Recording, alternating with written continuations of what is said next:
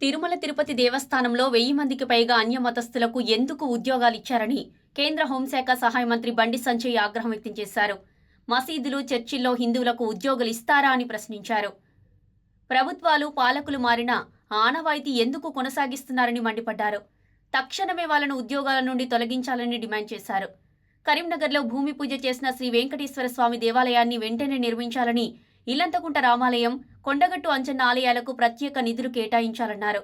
తన పుట్టినరోజు సందర్భంగా కుటుంబ సభ్యులతో కలిసి తిరుమలకు వచ్చిన బండి సంజయ్ శ్రీవారిని దర్శించుకున్నారు. అనంతరం మీడియాతో మాట్లాడారు.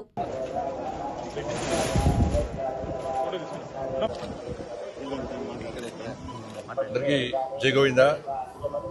ఈరోజు జన్మదినం సందర్భంగా స్వామివారి దర్శనం కోసం రావడం జరిగింది. గత సంవత్సరం కూడా జన్మదిన సందర్భంగా స్వామివారి దర్శించుకోవడం జరిగింది. ప్రతి ఒక్కరూ సుఖ సంతోషాలతో ఉండాలని చెప్పి, అందరి కష్టాలు తొలగిపోవాలని చెప్పి, ఒక ప్రశాంతమైన వాతావరణంలో జీవించాలని చెప్పి, ఈ దేశం కోసం, సనాతన ధర్మం కోసం, ఈ సమాజం కోసం అందరూ కలిసికట్టుగా ఉండాలని చెప్పి, ఎవరికి ఏ కష్టం వచ్చినా, ఏ ఆపద వచ్చినా ఈ ధర్మ పరిరక్షణలో ఒకరికొకరు చేదోడు వాదోడుగా ఉండాలని చెప్పి, ఆ శక్తిని, సామర్థ్యాన్ని, ఆ ఆలోచనను కల్పించాలని చెప్పి ఆ స్వామివారిని వేడుకోవడం జరిగింది. దాంతోపాటు ఒక శక్తివంతమైనటువంటి భారతదేశ నిర్మాణం కోసం, ఈ దేశ రక్షణ కోసం, ఈ దేశ అభివృద్ధి కోసం, ఈ దేశంలోని పేద ప్రజల సంక్షేమం కోసం అహర్నిశలు శ్రమిస్తున్నటువంటి ప్రియతమ నేత, దేశ ప్రధాని నరేంద్ర మోడీ గారికి నిండు నూరేళ్లు ఆరోగ్యాలు ఇవ్వాలని చెప్పి, వారికి ఆ శక్తిని, సామర్థ్యాన్ని ఇంకా కల్పించాలని చెప్పి, వారికి ఎప్పుడు స్వామివారి యొక్క మంగళాశాసనాలు ఉండాలని చెప్పి ఆ స్వామివారిని వేడుకోవడం జరిగింది. దాంతోపాటు టీటీడీ సంబంధించి మా భానుప్రకాష్ గారు టీటీడీ బోర్డు మెంబర్గా ఉన్నారు. సరే, అనేక అంశాల మీద వారు మొదటి నుంచి కూడా గతంలో భారతీయ జనతా పార్టీ నాయకులు ఉన్నప్పుడు కూడా అనేక సమస్యల మీద ఫైట్ చేసేటువంటి అనుభవం వరకు ఉంది. ప్రశ్నించేటువంటి స్వత్వం మరి ఇప్పుడే వారికి కూడా జరిగింది. నాయుడు గారు కూడా నాకు చాలా దగ్గర మనిషి. వారి బ్లెస్సింగ్స్ కూడా గతం నుంచి ఎప్పుడు కూడా నాకు ఉంటా ఉంటాయి. నేను కూడా రిక్వెస్ట్ చేస్తా ఉన్నాను, ఈ తెలుగు రాష్ట్రాల్లో కనీసం ధూపదీప నైవేద్యానికి నోచుకున్నటువంటి దేవాలయాలను కాపాడుకోవాల్సిన బాధ్యత టీటీడీ మీద ఉంది. దాంతోపాటు అనేక పురాతన దేవాలయాలు ఇవాళ తెలుగు రాష్ట్రాల్లో ఉన్నాయి. కనీసం అభివృద్ధి నడుచుకోవట్లేవు. భక్తుల మాత్రం చాలా పవర్ఫుల్ సెంటిమెంట్ టెంపుల్స్ అవన్నీ కూడా. కానీ ఇలాంటి అభివృద్ధి నోచుకోలేక, నిధులు లేక చాలా ఇబ్బందులు పడుతున్న తరంలో వాటిని గుర్తించి ఆ దేవస్థానాలు కూడా సంవత్సరానికి వస్తారు, సంవత్సరానికి 2 సార్లు జాతరలు జరుగుతూ ఉంటాయి, ఉత్సవాలు జరుగుతూ ఉంటాయి, లక్షలాది మంది భక్తులు దర్శించుకుంటారు. కానీ మిగతా సమయంలో కనీసం ఇక్కడ అభివృద్ధి, కనీస సౌకర్యాలు లేక ఇబ్బంది పడుతున్నారు. కాబట్టి ఈ తెలుగు రాష్ట్రాల్లో ఉన్నటువంటి పురాతన దేవాలయాలకు నిధులు కేటాయించి వాటిని ఒక యుద్ధ ప్రాతిపదికన, ఒక ప్రణాళిక ప్రకారం అభివృద్ధి చేయాల్సిందిగా నేను వారికి విజ్ఞప్తి చేస్తాను.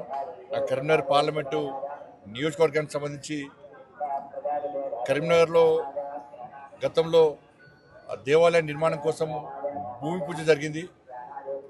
దాంతోపాటు అక్కడ దేవాలయాన్ని, కరీంనగర్ నగరంలో దేవాలయం నిర్మించడం, దాంతోపాటు కొండగట్టు, వేములవాడ, ఇల్లంతకుంట రామాలయం, ఈ 3 దేవస్థానాలు కూడా అభివృద్ధి కోసం నిధులు కేటాయించి సహకరించాలని చెప్పి టీటీడీ చైర్మన్ గారికి, అదేవిధంగా గౌరవ పాలకవర్గ సభ్యులందరూ కూడా మా భానుప్రకాష్ రెడ్డి గారి ద్వారా నేను విజ్ఞప్తి చేస్తున్నాను.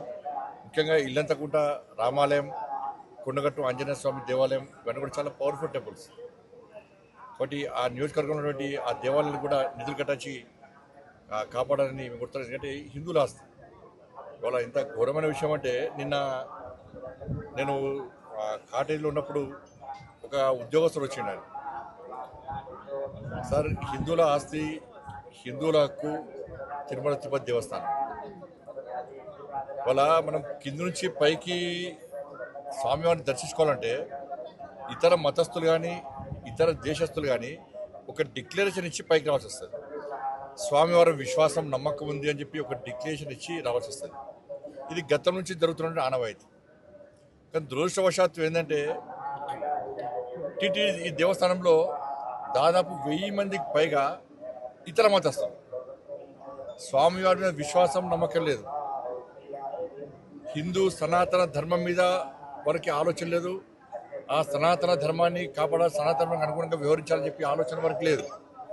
అటువంటి ఉద్యోగస్తులకు, అటువంటి వ్యక్తులకు టీటీడీలో ఉద్యోగాలు ఇవ్వడమైంది, వాళ్ళు ఇంకా కొనసాగించడమైంది.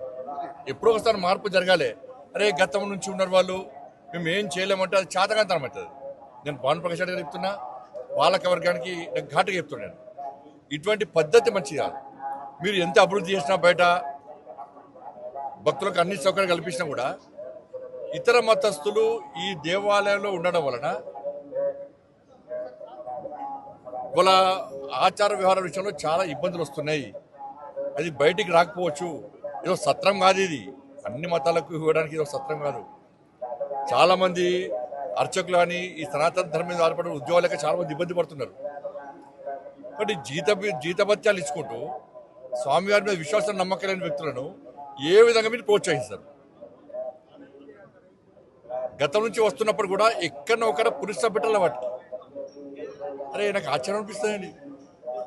ఇతర దేశాలకు దేశం సత్రంగా మారింది, తెలుగు రాష్ట్రాలు సత్రంగా మారింది. వాళ్ళకి ఆధార్ కార్డు ఇస్తాము, పాస్పోర్ట్లు ఇస్తాము, వాళ్ళకు రేషన్ కార్డు ఇస్తాము, వాళ్ళకి డబుల్ బెడ్రూమ్లు ఇస్తాము, వాళ్ళకి పెన్షన్ ఇస్తాము. ఇతర మతస్థులకు టీటీడీలో ఉద్యోగాలు ఇస్తాము. ఇది పద్ధతి కాదు. దీన్ని పూర్తి స్థాయిలో ప్రతి హిందూ కూడా దీన్ని వ్యతిరేకిస్తాడు. దీన్ని వెంటనే నిర్మూలించాల్సిన బాధ్యత పాలక వర్గం మీద ఉంది. ఇవాళ బయట మొత్తం చర్చ జరుగుతున్నది, తెలుగు రాష్ట్రాల్లో చర్చ జరుగుతున్నది. నిన్నగాక మొన్న మీరు ఒక ఉద్యోగస్తుని సస్పెండ్ చేశారు. అంటే బయటకు వస్తేనే మీరు సస్పెండ్ చేస్తారు తప్ప దీని మీద ఒక విచారణ జరిపి ఎవరెవరు ఉన్నారు, ఎవరెవరు ఈ సనాతన ధర్మానికి వ్యతిరేకంగా, టీటీడీ నిబంధనలకు వ్యతిరేకంగా వ్యవహరిస్తున్నారో ఎందుకు మీరు ఎంక్వైరీ చేస్తున్నారు? ఎందుకు నిర్మించలేకపోతున్నారు? ఇది ఓట్ బ్యాంక్ పాలిటిక్స్ కాదు. ఓట్ బ్యాంక్ పాలిటిక్స్ కోసం కూడా టీటీడీని ఉపయోగించుకుంటే అంతకన్నా మూర్ఖత్వం ఇంకోటి కాదు, ఈ పిరిగితనం ఇంకోటి కాదు. నేను దయచేసి మళ్ళీ విజ్ఞప్తి చేస్తున్నా, ఇది ఏ ఒక్కరి ఆస్తి కాదు, ఇది హిందువుల ఆస్తి.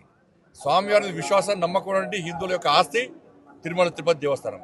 అటువంటి ప్రాంతంలో ఇతర మతస్థులకు ఉద్యోగాలు ఇచ్చేటువంటి పరిస్థితి నుంచి బయటికి రావాలి. ఉన్న ఉద్యోగస్తులను వెంటనే తొలగించాల్సిన బాధ్యత వాళ్ళ టీటీడీ పాలక మండలి ఉన్నది. నిన్న మతము రెచ్చగొట్టడం కాదు, వాస్తవం. ఒక మసీద్కి వచ్చి చర్చి పోయి ఒక నామం పెట్టుకొని నేను పోతే నాకు ఉద్యోగం ఇస్తారా? నాకు రాణిస్తారా నేను? అరే మసీదులో చర్చిలో మాత్రం ఇతర హిందువులకు అవకాశాలు ఉన్నాయి. కానీ ఇదే సత్రం అయిదమన్నా కుక్కడికి వస్తున్నాయా పైసలు ఆస్తి అంతా కూడా? ఎవరు ఆలోచన ఇది? ఎప్పుడు మారుతుంది? ఇంకా మారాల్సిన బాధ్యత, మార్చాల్సిన బాధ్యత ఉందా లేదా? ప్రభుత్వాలు మారుతున్నాయి, పాలక మండళ్ళు మారుతున్నాయి, కానీ ఈ పద్ధతి మాత్రం ఇతర మత తొలగించడం మాత్రం మారతలేదు. ఈ పద్ధతి మంచిది కాదు. దీన్ని వెంటనే నిర్మించాల్సిందిగా నేను డిమాండ్ చేస్తున్నాను. ఇది మంచి పద్ధతి కాదు.